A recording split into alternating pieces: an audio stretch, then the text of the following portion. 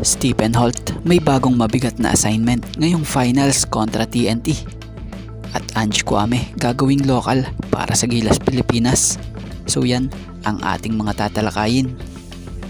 Speaking of Ange Kouame, sa mga hindi nakakaalam, ang 6'11" center na si Ange Kouame ay dumating dito sa Pilipinas mula sa Cote d'Ivoire noong 2016 at nag-aral sa Multiple Intelligence International School sa Quezon City, kung saan nakakuha ito ng diploma sa high school noong May 2018. So sa edad nga na 18 years old, lumipat ito sa Ateneo na kung saan naging unang foreign student athlete na nagwagi ng UAAP Rookie of the Year.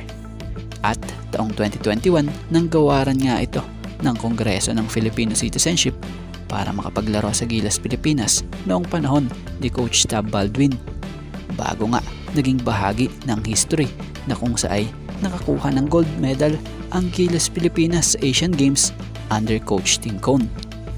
At ngayon, umaasa si Ange Kouame at Gilas Pilipinas na mapagbigyan din ang request na makapaglaro ito bilang isang local player sa anumang FIBA sanction tournaments. So naungkat nga ang ganitong usap-usapan matapos ang naging laro ng Gilas Pilipinas sa laban kontra Chinese Taipei sa nangyaring FIBA Asia Cup qualifiers, na kung saan sa naging larong ito itong si Mohamed Albachir Gadiaga nakapaglaro bilang local player para sa Chinese Taipei kahit na wala itong dugong Taiwanese. So kaunting background about kay Gadiaga. Etong si Mohamed Albachir Gadiaga ipinanganak sa Japan sa isang Senegalese na ama at isang Amerikanang ina, at lumaki sa Taiwan na kung saan siya nakapaglaro para sa Shinsin University sa University Basketball Association.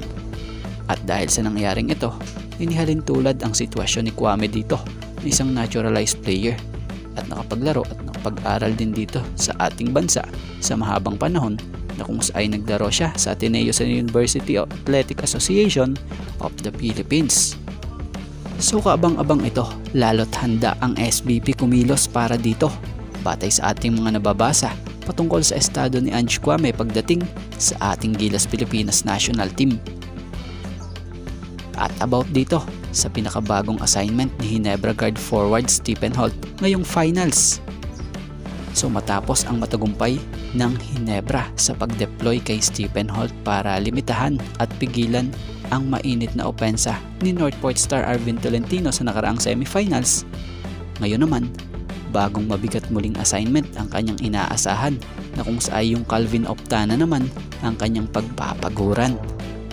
So kung matagumpay si Holt kay Arvin Tolentino, na kung saan si Tolentino ay nag-average elimination hanggang quarterfinals ng 23.2 points per game, at pagdating sa semis 12.8 points per game na lamang sa loob ng 5 laro.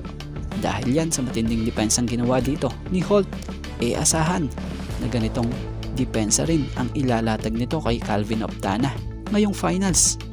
Biruin mo no, kalahati ang nabawas sa average ng opensa ni Arvin nang madepensahan nitong si Holt. Pero syempre iba si Tolentino, iba rin tong si Optana. Dahil si Optana kilala din naman nating palaban yan, at grabe din ang mindset din ng player na ito Pero syempre kakailanganin niya pa rin talaga na mag-ingat sa depensa nitong si Stephen Holt. Baka magaya siya kay Tolentino na halos mabugnot na lamang din dahil sa tindi ng depensa nitong si Holt, na siyang nagiging malaking factor para mawala sa hulog at sa laro gaya ng nangyari kay Arvin. So si Stephen Holt bukod sa pagiging offensive player nito, ito'y mahusay na defensive player at minsan nagiging import stopper pa. Pero ngayon ang Ginebra may Jamie Malonzo na at Troy Rosario na sila nga ang bahala pagdating sa mga bigs at import ng TNT.